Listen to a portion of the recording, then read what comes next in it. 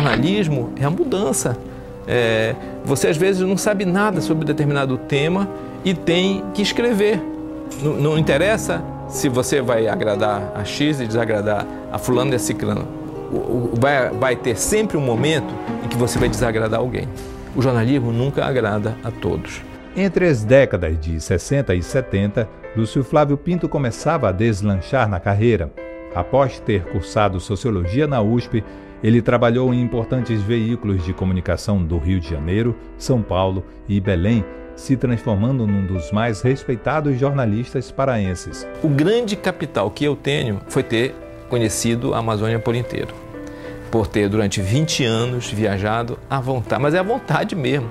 Eu nunca tive uma pauta recusada por São Paulo. Quando eu fiz uma pauta em 77, de uma matéria sobre terras na Amazônia, que saíram uma semana inteira no Estadão, várias páginas sobre isso. E essa pauta era uma pauta detalhadíssima, tinham 10 laudas de pauta.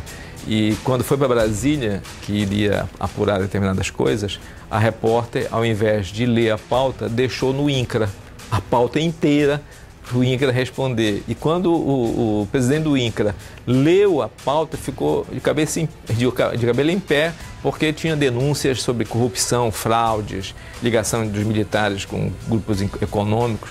E essa matéria, a pauta, foi mandada para o Conselho de Segurança Nacional. E o secretário-geral do Conselho ligou para o Dr. Júlio Neto, lá em São Paulo, e disse: às 3 horas da tarde do dia tal, nós queremos que o repórter venha aqui.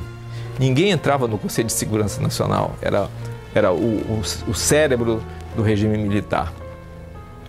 Aí eu saí daqui de Belém para Brasília à noite, para às 3 horas da tarde estar lá no Conselho.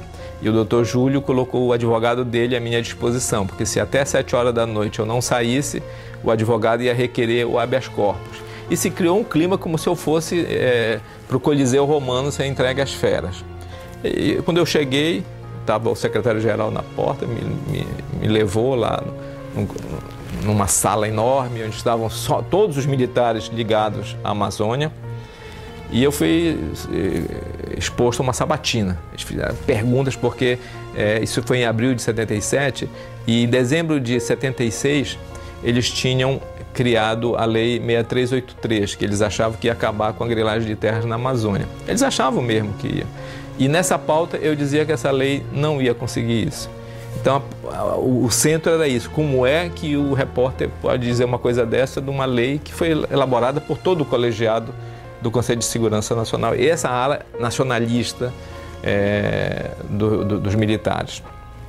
E foram 3 horas de sabatina. No final, eu fui levado lá na porta, cumprimentado, cada um tinha a sua posição, mas eles reconheceram que eu sabia o que eu estava falando, né? E essa matéria saiu e acabou ganhando o Prêmio ESSO. Com a dedicação que ele tem, sempre com o empenho que ele se lança a tudo que ele faz, ele acabou hoje, eu acho, por se tornar o maior especialista, né, em termos de Amazônia, uma referência mesmo. O que sente assim, o que a gente sente é uma impotência muito grande em ver do tempo em que ele vem escrevendo, alertando, lançando luz sobre a região, né, nos informando sobre a região, de tudo que essa região já passou. Vem um sentimento de impotência. Todos assim, depois de lermos o Lúcio, a gente diz, mas o que é que nós podemos fazer? O que é possível fazer? A carreira do Lúcio é tão bonita, né? Passando, enfim, desde o começo, a história dele na imprensa em Santarém, os livros que ele escreveu, a importância dele na imprensa nacional, quando ele trabalhou no Estadão, por exemplo, nas coberturas que ele fazia sobre a Amazônia, a pessoa que ele se transformou por conhecer muito intensamente a Amazônia, a rede gigantesca de amizades e de fontes que o Lúcio construiu nesses anos todos.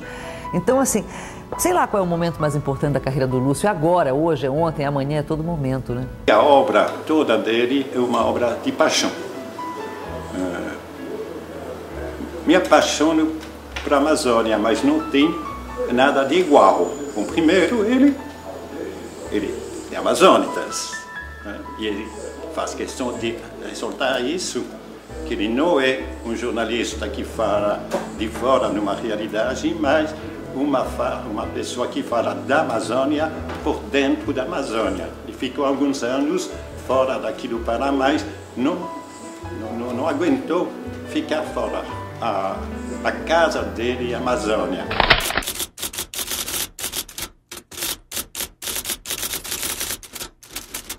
Mesmo em tempos de ditadura, Lúcio foi um dos primeiros a levar a realidade da Amazônia para o mundo.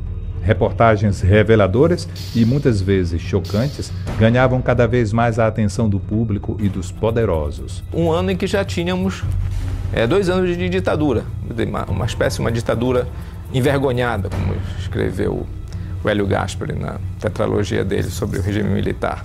Então, era uma ditadura que tinha repressão, tinha perseguição, tinha sobretudo o anti-intelectualismo, o espírito de perseguição da liberdade de manifestação, mas ao mesmo tempo tinha muita rebeldia, havia muita insubmissão, que perdurou até o outro golpe, que foi o AI-5, esse sim, definitivo, acabando com as veleidades jurídicas dos militares e estabelecendo a ditadura aberta. Na época do atentado do Rio Centro, em 81, 82, o que aconteceu foi o seguinte, o governo difundiu a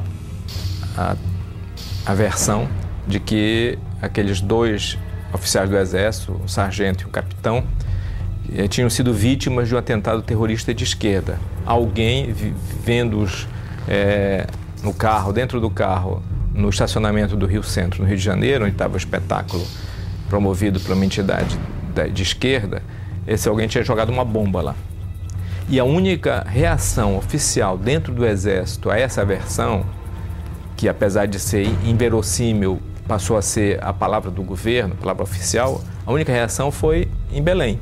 O comandante da principal unidade do Exército aqui, o tenente-coronel Nivaldo de Oliveira Dias, do 2º BIS, fez uma circular interna dizendo que aquilo é um dos momentos mais tristes da carreira dele de soldado, em que ele tinha certeza que os 2 militares estavam ali para praticar um atentado terrorista, que se tivesse sido executado ia provocar um morticínio, e que ele não concordava com isso. Aí ele foi preso, veio uma ordem de prisão contra ele, ele se manteve íntegro.